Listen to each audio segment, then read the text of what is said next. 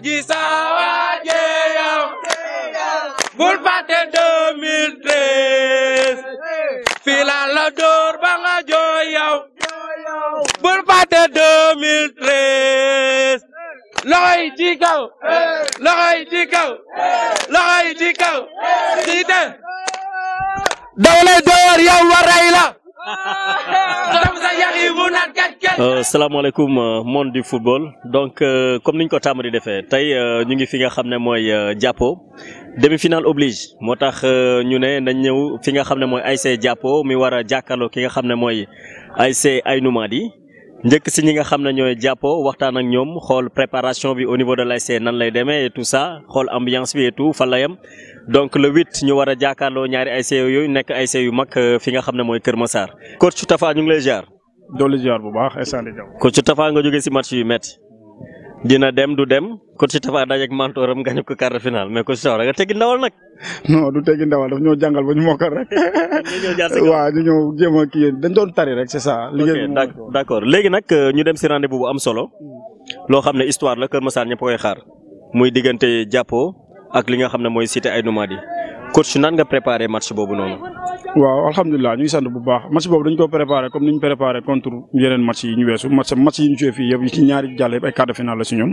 contre Arafat buñ ko gagné woon mën ñu qualifié contre Sotrac buñ ko gagné woon mën ñu yegg si demi-finale donc niñ abuturé yooyu match noonu lañ commencé bii donc préparé nañ ko physiquement mentalement psychologiquement booy pare nañ donc bëgg nañ ci dem ak jàmm am ci ndam ñibbisi ci kàttanu yàlla donc noonu lañ ko pré mënul weesu match comme match yu passé. D'accord au niveau des joueurs aussi ñëpp ñu ngi au top quoi. waaw alhamdulilah am nañ ci ay ñaar ñu nekk ci kii bi di faju mais sant yàlla parce que joueurs yi dañuy préparer ñëpp ci benn façon boo xam ne bi bu kii nekkul keneen ki nekk fii. waaw mais nag amul A ak B joueurs yi dañuy pare rek ñëpp ñu fi nekk ñëpp mën nañ jouer waaw ils sont compétitifs. D'accord coach ñu ngi lay jaajëfal bu fekkee am na yeneen kàddu yoo bëgg santé laaj ñu la ko. waaw xanaa sant yàlla rek di ñaan yàlla mu may ñu ndam suñu match bi ñu jëm contre Cité Aïnou Mady di woo waa village bi yëpp ñu ñëw jàpp ci liggéey bi parce que liggéey village bi la maintenant nekkatul ñun suñu liggéey waa Jàppo parce que soo xoolee bi ñuy démarrer wéetoon nañ mais maintenant doole village bi moo tax ñun ñu mën a egg si fii ñu egg si donc fi ñu egg si nag liggéey moo ñu ko may donc ñu ngi wootee ci jàmm ak calme ñaanal waa Cité Aïnou Mady ñu am jàmm aussi ñu ñëw ñu jouer ci fair play que le meilleur gagne. waaw loolu daal waaw que le meilleur gagne incha allah waaw. que le meilleur gagne demi-finale nag dafa mel ni loolu tàmm la parce que je me rappelle bien que nee woon zone 13 yaa ngi woon zone 12 doon fa def liggéey bu am solo donc doon yóbbu yenn équipe bi ba demi-finale tey nga ñëwaat war a football demi-finale bon amul benn particularité si yow wala loo tàmm di def rek nga ñëwaat def. waaw lu ñu tàmm joué la rek dañu ñëwaat joué ko xam ni en tout cas li wéete wóor mooy liggéey nañu ba lu ñu yóbbu final donc loolu ñu liggéey pour mu yóbbu ñu final loolu ñu continuer ci demi final bi pour mu yóbbu ñu final li ñu def zone 12 moo gën a leer li ñu def zone 13 ñun zone 13 bi ma fi mujj ak Jàppo quart de finale laa toogee c'est bien que 2017 demi finale laa toogee ak Jàppo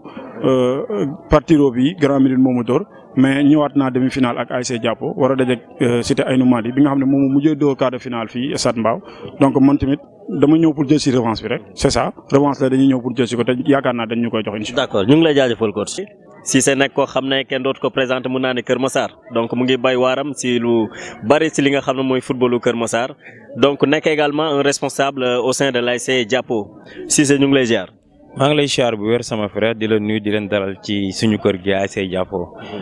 ñu gis une mobilisation boo xam ne tey ASC bi def na ko gis entraînement bi nu mu demee et tout les jeunes kenn toogul këram ñëpp ñëw nañ lan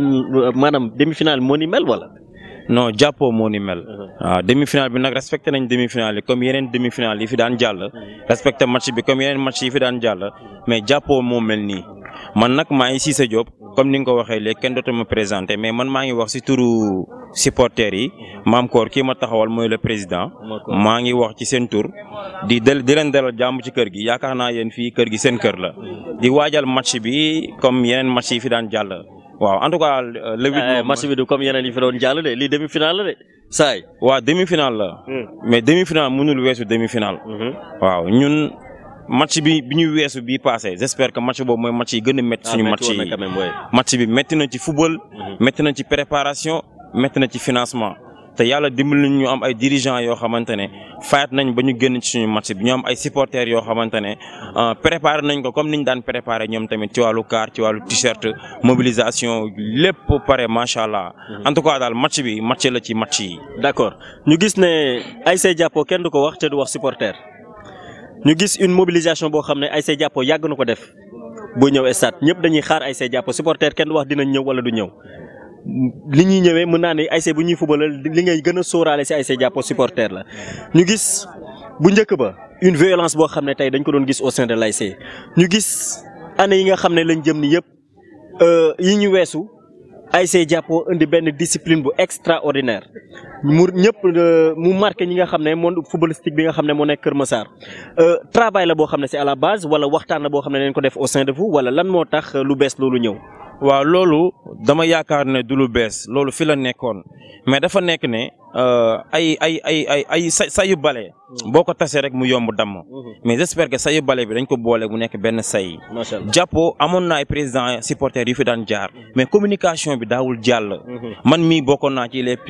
ci yoroon naa ndoom en tant que président ASC Jàppo président supporter de l'ASC Jàppo mooy communication bi moo daawul jàll. mais j'espère que nag instant bi dañoo jël ci génération bi nga xamante ñoom ñooy nekk supporters yi ñu jël président bi teg ci seen loxo kii ma waxal muy Maam Koor moom mooy président bi instant bi nii muy xale boo xamante ne xale bu am jot la respecté na liggéeyam mais bu liggéeyul temps am yëpp ci ASC bi la lépp luy boole daf koy def lépp luy jubale daf koy def mobilisation bi nag xale yi ñoo bëgg équipe bi lieu équipe bi bëgg xale yi mais xale yi ñoo bëgg équipe bi dañuy cotiser téeméer pour dem mbaaw 2000 francs pour jënd t-shirt pour dem seetaan yi Lacoste yi 5000 francs la mais xale yu ndaw ngay gis ñu sol ay Lacoste 5000 francs xale yu tuuti j'espère que mobilisation bi ak discipline bi nga xamante ne wax nga ko léegi lu yàgg na fi mais li ñu gën a may force maanaam mooy waxtaan. dañuy waxtaan ba pare ñu am ay xale yoo xamante ne xale yu déterminant lañ. ba pare di créer lu bees. Jàppo xale yi dañuy créer lu bees. am na benn mën ñu ñamal si yu bees yi nga xam ne créer nañ ko. waaw yu bees yi peut-être xale yi dinañ si ñëw léegi mais slogan yi ba pare. gis nga t-shirt yi xale yi bind ñun Jàppo la ñu dëkk benn xale bu ndaw xale bi yaakaar naa 10 ans la am daf doon foo di way. benn xale jël ko ci moom yëkkati ko tey suñu t-shirt yi ak suñu Lacoste yi nga xamante ne mooy jar 5000 francs loolu mooy jàll. waaw mooy ñun Jàppo la ñu dëkk aja xale yëkkati leen boobu. Jàppo la ñu dëkk. dégguma dara de. ñun Jàppo la ñu dëkk. ok maa ngi ñëw ci loolu en tout cas daal. macha allah détermination bi nga wax loolu. ak effort yi ngay wax xale yi ñoo tax grand yi di yokku. ba pare nag ñu ngi ciy sant ñi nga xamante ne ñoom ñoo res wàllu mobilisation boobu mooy ku ci mel ni Maam Koor Ahmed Ndiaye Pape Seck ak boy Oxford yi. waaw Moussa Bari waaw bari na ñu bari mais damay wax surtout booy yooyu noonu surtout wax na fàttali na ma lu am solo Jàppo dafa nekk 5 quartiers fii ñu nekk nii ñu bari dañ yaakaar ne bokkul ci Jàppo mais si Jàppo la bokk muy quartier Médinatu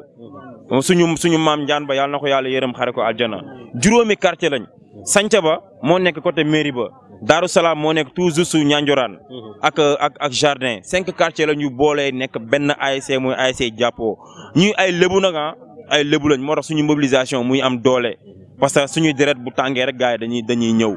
waaw en tout cas match bii passé am nañ 7 quarts mais bii bëgg nañ 10 quarts ñu ngi ñaan ñëpp ñi nga xamante ñoo dëkk ci ASC bi ñu jënd t-shirt yi ñu ñëw joxe seen 500 francs participation ñu ànd ak ASC bi dem supporter ji incha allah yàlla may ñu ndam ñu féete ko kenn du nelaw incha allah mercredi incha allah kenn du nelaw. incha allah donc dañoo gis ne yaa ngi wax mobilisation bi nga xam ne dafa nekk au sein de l'ASC mu nekk si wàllu jeunes yi mais également dafa am loo xam ne dafay marqué ñi nga xam ne dañuy xool réseaux sociaux yi. dañuy gis bu Jàppo gagné Jàppo balaa mu yegg si maire génn nañ paa yi génn nañ mais loolu tamit dafa mel ni am na ñu bëggoon dem 7 quarts yi nga wax dafa mel ni mënoon na nekk 10 am na ñu bëggoon dem mais mënuñu dem di xaar ngeen ñëw. waaw loolu dama la koy rappeler xam nga kañ laa ko njëkk a gis 2005 bi ñuy gagné Fass fii nii si terrain bi maire yi nga xamante ñoo nekk terminus di ñu xaar ñoom ñoo ëpp ñi nga xamante ne ñoo dem terrain 2013 bi ñuy gagné Aynou Mady fële Pikine ñu ngi fa jóge ay 23h 1h du matin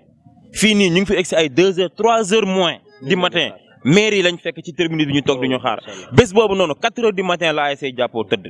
match bi nag incha allahu rabi cité Aynou Mady la ñuy dajeel muy ñoo xamante ne suñu mbokk lañ suñuy frère lañ parce que ñun ñëpp ñoo bokk dëkk bi man ñi ma gën a xaritool ci football foofu lañ dëkk mooy waa KM Pro maa ngi leen nuyu de passage di leen wax nag match bi dañ koy football ci fair play mais incha allahu rabbi yàlla na ma yàlla may ndam loolu laay ñaan ci match bi. ku ne Cité jàppoo da ngay interroger histoire ñëwal si loolu waaye. waa histoire retiendra Cité dafa ma nekkoon suñu demi bête noire parce que nekkul woon bête noire. bête noire la woon. waaw non xam nga lu tax mu nekkoon suñu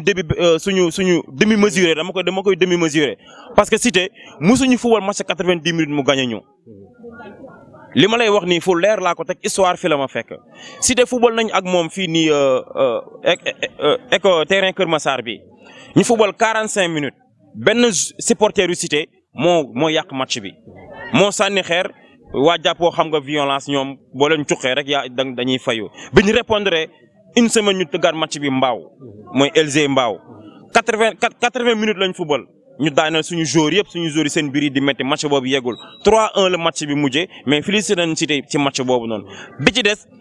fii terrain bii lañ footballee waat premier mi-temps mu door ko 2-1 ñoom ñu ne fa di nan seen biir day mais seen bopp day met ma gañ ko biñ demee 2013 0-0 ba 90e minute ma am penalty arbitre réew ko ma yóbbu ko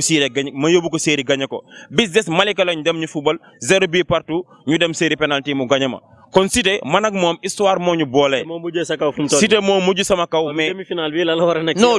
demi-finale bi sous forme de revanche la mais ñëwuma en tant que revanche mais dama ñëw en tant que kuy wut si te incha allahu le 8 dinaa ñëw wut si te maa ngi ñaan yàlla may ma ndam lu set wecc.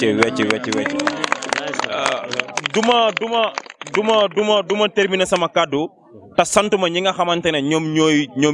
ñoo téye jàppoo seen loxo muy suñu grand yi nga xamante ne dañuy def te kenn du leen gis bëgguma citer benn tur mais damay wax suñu grand yi nga xamante ne ñoom xam nañ seen bopp ñi may waxal xam nañ seen bopp grand yi nga xamante ne dañuy def te duñ ci boole wax ak supporters ñi nga xamante dañ leen di jàppale te duñ leen gis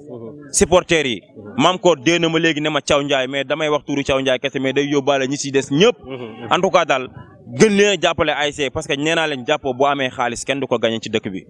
parce que équipe bi maire yi nga xam ne ñooy jaay cere terminus ak xale yi nga xamante ne ñooy jàngi école di kottu seen xaalisu ndekki ñoo yor équipe bi amuñu millionnaire amuñu milliardaire bu ko yor amuñu douanier boo xamante day financer équipe bi xale yi ndaw ñoo moom équipe bi nee naa tey bu benn président ñëw di jënd équipe bi mënul jënd équipe bi participation am lay jox rek toog xaar ñu këram ñu dem gagné ji indil ko incha allah coupe bi gars yi tàccu leen loolu waaye. bon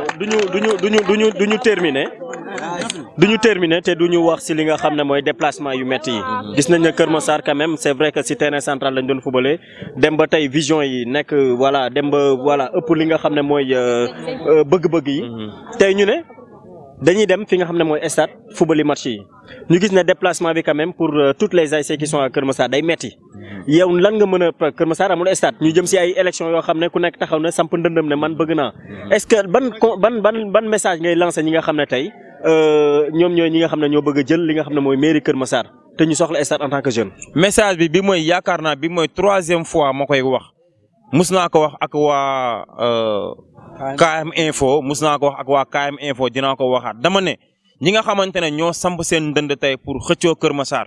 xam nañ Kër Massar li mu manqué jaratul ñuy toog ci média yi ak ci buntu kër yi di ko wax xam nañ bëñ bi fi muy méttee nañ dem si dentiste bi ñu buddi bëñ bi sànni nañ defaral Kër Massar stade boo xamante ne day wuyoo turu Kër Massar nañ ñu defaral village bi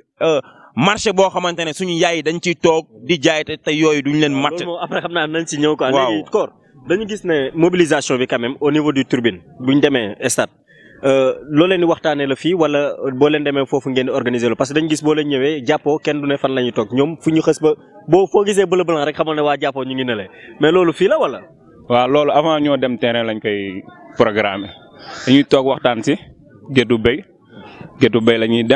demuñu loos dañuy dem géttu béy mbooloo doon benn asiko yi yëngu gars yi mën a sotti ndox joueurs yi gis seen bopp ñu wëy mu neex ñu def yëfu xale. waaw léegi nag ñu dem si rendez-vous am solo fu mu toll nii am na dëkk yoo xam ne seen nawetaan arrêté nañ ko ndax ay violence tey ñaari ay say dem di wuti la jàppoo day gagné ñëw ak jàmm ak salaam bu yàlla defoon safaan tamit jàpp nañ ne jàmm ak salaam boobu moom mooy dugaat si dëkk bi. waaw su mu juumul violence dafa noppi fii si jàppoo noppee nañ indi violence stade. macha allah pour te dire vrai man ñu doon indi violence si ASC bi man si laa bokk. pour te dire waaye si te xam nañ bu baax li may wax. bañ na ko ba jarbaatu Ibra waaw dafa leer gone màgg na booy li ma leen wax incha allah moom la ñuy def te sama ginnaaw la ñuy topp dinañ ko indi fair play ma Cité yàlla ma ñu ndam si kaw. ñu ngi taxaw ki nga xam ne mooy Alassane nekk cadre si li nga xam ne mooy effectif Jàppo Alassane ngeen ni football match bu am importance ngeen war a daje ak une grande ASC muy ASC Aïnou Mady Alassane nan ngeen di waajalee demi-finale bi. waaw salaamaaleykum ñu ngi leen nuyu di rafetlu seen teewaay quoi di leen wax bienvenue di wax ne waaw préparation bi préparé nañ suñu match niñ ko war a préparé ñun ak suñu coach depuis bi ñu jógee match Sotrac amoon nañ yenn faay mais aussi tamit ñu defaraat nañ ko comme que match bi nii comme match Cité Aïnou Mady vraiment préparé nañ ko préparation boo xam ne suba ñun pare nañ pour fóole Cité Aïnou Mady bu doon suba pare nañ te incha allah rabbi bu yóbboo mën nga mën a lu mu mën na ko def. mais amoon leen loo tiit quoi. buñ ne Cité ngay daje non pour l'instant nii instant bi sama équipe bi ak ASC bi ak ñëpp ñi nga xam ne ñoo fi teew maanaam nekk amuñu leen lu ñuy tiit jour yi seen moral lépp naaj instant bi dama ne suba wala guddi gi tey bu ñu convoqué ñu dem Cité. donc lépp ok. instant bi naaj ñun pare nañ xam instant bi arbitre rek la ñuy xaar mu sifflé quoi. kese ñu tàggoog moom quoi. macha allah loolu am na solo waaw loolu la ñuy xaar quoi. macha allah loolu am na solo actuellement ñu ngi taxaw ak ki nga xam ne personnalité boo xam ne Kër Massar bon kenn dootu ko présenté nekk na koo xam ne mën naa ni Kër Massar yëpp ay ASC lañ wax dëgg yàlla boo xoolee li nga xam ne comportement bi nga xam ne am na ko au sein des autres ASC mu nekk ki nga xam ne mooy Modou Diop ñu ngi lay ziar. waaw ñu ngi dolli ziar bu wér Lamine Diaw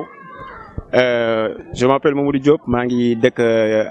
Jàppo Kër Massar di ancien joueur Jàppo waaw di ñaanal nag sama ASC yàlla na ko yàlla may ndam bu sedd guy. waaw ñu gis na nag bokk nga si ñi nga xam ne tey football nañ ba bàyyi nekk si ginnaaw équipe bi di continuer di buux n'est-ce pas léegi mën nañ la laaj lan ngeen di waajalee li nga xam ne mooy demi-finale bi contre ASC Aïnou Mady bon bu ñu nee Aïnou Mady nag bon mën naa ne fit yëpp ne rës parce que Aïnou Mady yàgg na sonal Jàppo waaw dëgg la wax dëgg yàlla Aïnou Mady moom yàgg na sonal Jàppo mais nag chaque jour de la buum bi dagg na waaw mais nag Cité muy Jàppo ay football bi yàgg ba ak léegi dafa xaw a changé quoi léegi dafa nekk loo xamante ñun ñëpp ay doomu ndey lañ. effectivement man chaque jour damay woote ci fair play quoi. mais tamit maa ngi ñaan yàlla na ma yàlla may victoire ñun waa ASC Jàppo quoi waaw. d'accord nekk na kàddu mënoo see woon bañ a. non parce que kàddu yi am solo la quoi. waaw non parce que dafa doon loo xamante ak fair play la waaw man sax je préfère la plupart Jàppo 2013 laa gëj a seetaan. depuis en 2013 Jàppo ba muy dóor Xan Cité. laa gëj a seetaan Jàppo. mais chaque jour gars yi dañu may wax ne ñëw la stade mais je préfère ma toog sama coin quoi c'est que man mënuma seetaan sama ASC parce que dama ko bëgg. waaw mais nag maa ngi ñaan yàlla may ñu victoire bu sedd guy. d'accord incha allah. Ousmane lan ngeen waajalee li nga xam ne mooy demi-finale contre Cité Aïnou Mady. waaw salaamaaleykum. waa Kër Massar Info KM Info ñun jeunes supporters de l'ASC Jàppo 1 de Kër Massar comme niñ ko waajalee contre Dëkkandoo waajalee ko contre Arafat municipal waajee ko contre Sotrac noonu la ñuy waajalee contre Cité bi te match bi daf ñoo jaral nañu trop ndax boo xoolee 2013 la ñu gëj a dem final te ren incha allah suñ tegoon suñu tànk 2013 moom lañ teg ren incha allahu rabbi.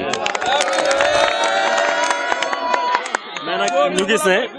ñu gis ne fu mu toll nii bon du ñàkk ne am na loo leen waajal loo xam ne tey tribune bi nan na riir may ñu si tuuti.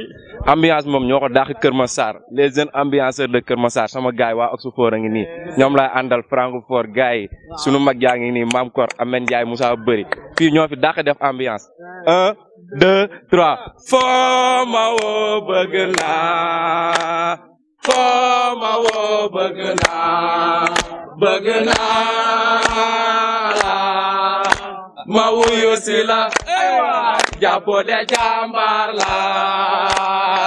yaa sunu reeni xool foo ma woo bëgg naa